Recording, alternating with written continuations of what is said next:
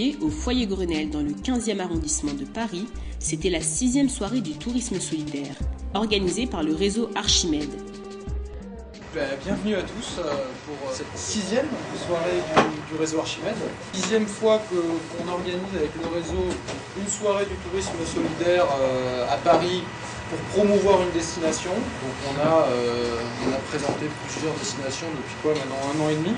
Donc le réseau Archimède, acteur francilien du tourisme solidaire. C'est une association classique, loi de 1901, créée en l'an 2000 à Paris. Et l'objectif à la base, c'était la promotion d'une économie solidaire basée sur le développement d'un tourisme social et durable et la mise en place d'un réseau entre les populations du Sud et celles du Nord.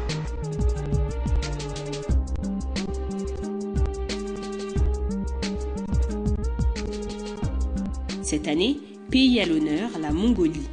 Costumes traditionnels, photos, objets et même repas typiques, tout était fait pour nous plonger au cœur de ce merveilleux pays. Grand comme 3 fois la France, la Mongolie a une population d'à peine 3 millions d'habitants. C'est une terre vierge, plaisante à découvrir.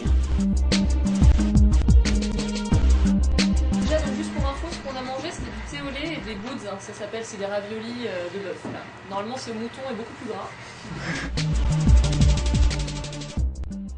Sinon, donc une grande richesse ethnique. Donc vous avez peut-être 80% des gens, c'est les Khalf. Donc c'est en fait, quand on dit qu'on parle mongol, on parle Khalf, n'est-ce pas? Sinon, ceux que vous connaissez, que vous avez dû voir à la télé, c'est les Tsatans, les éleveurs de rennes. On va retrouver les Kazakhs, donc ceux qui chassent le loup avec des aigles, les aiguillés. Et vous avez donc les ethnies Tuva ou Bouriat, qui sont plus dans le nord, la Mongolie et à l'ouest. Qui vont être plus axés sur le chamanisme, des choses comme ça. Ce qui est en patrimoine matériel, donc il n'y a pas grand chose à voir. Bien sûr, c'est pas du tout du tourisme comme on fera en France où on va avoir des beaux bâtiments.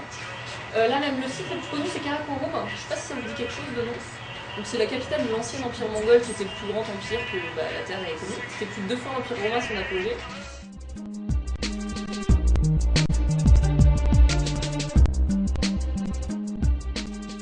Je dirais le pic touristique, leur fête nationale est presque comme la nôtre, c'est les 12 et 13 juillet. Ça s'appelle le Nadam. Donc il y a des concours de lutte, de tir à l'arc et de course de chevaux.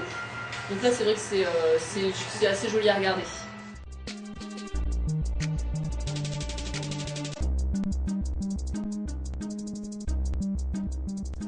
Riche de ses paysages, de la générosité de ses habitants, mais aussi de sa culture. Quelque chose de prépondérant dans la culture mongole, c'est le respect pour l'âge. On sert les gens du plus âgé au plus jeune. On vous voit tout le temps les personnes plus âgées que nous. La personne âgée a une place particulière. Comme dans pas mal de pays, on donne tout, on reçoit toute la main droite. Alors c'est pas parce qu'ils ont une main sale, dans ce pays-là, c'est juste parce que c'est plutôt la main du ciel. Et donc on réfléchit quand on donne et qu'on reçoit. Il y a beaucoup d'éléments qui sont sacrés. Au niveau, par exemple, dans un feu, on ne jette rien dedans. On ne se savonne jamais directement dans l'eau. Alors la yourte, il y en a plein. On rend du pied droit. On se place sur la gauche, à la partie des invités. Généralement, ils vont vous placer de toute façon. Je dirais ce qui est important, le plus important, c'est de ne pas taper dans le seuil quand on rentre. C'est pour ça qu'il y a un seuil un peu haut pour empêcher les mauvais esprits de rentrer. Donc déjà, quand vous tapez dedans, ça fait rentrer tous les mauvais esprits. Et c'est comme si vous mettiez un coup de pied dans la tête de l'autre. Donc évitez. Terre de beauté et de partage, mais pas seulement. Elle est aussi sujette à de graves pollutions causées par l'exploitation aurifère.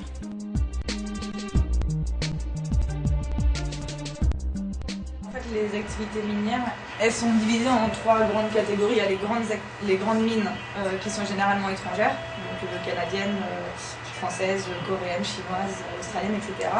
Il y a les petites activités minières, enfin les petites exploitations minières qui sont légales, donc ça c'est généralement mongoles, chinoises. Et il y a toute la partie illégale, et donc là c'est des Mongols qui travaillent sans licence ni quoi que ce soit. Et qui en général, c'est des personnes, en fait, il y a des gros problèmes d'hiver très froid en ce moment qui font décimer tous les troupeaux.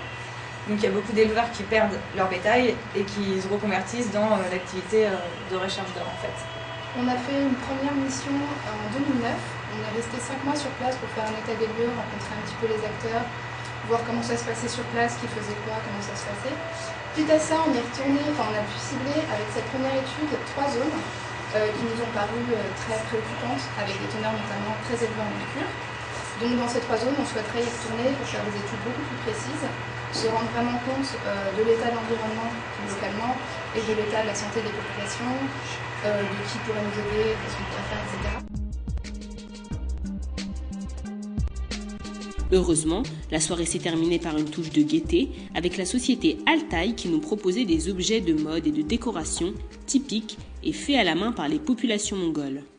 Chaque visite en Mongolie, je ramenais des cadeaux à des amis, j'utilisais les vêtements mongols justement pour faire connaître la Mongolie pour les Français et pour les gens occidentaux. Une belle soirée qui nous aura fait prendre conscience de la richesse culturelle et de la beauté de ce territoire encore méconnu, la Mongolie.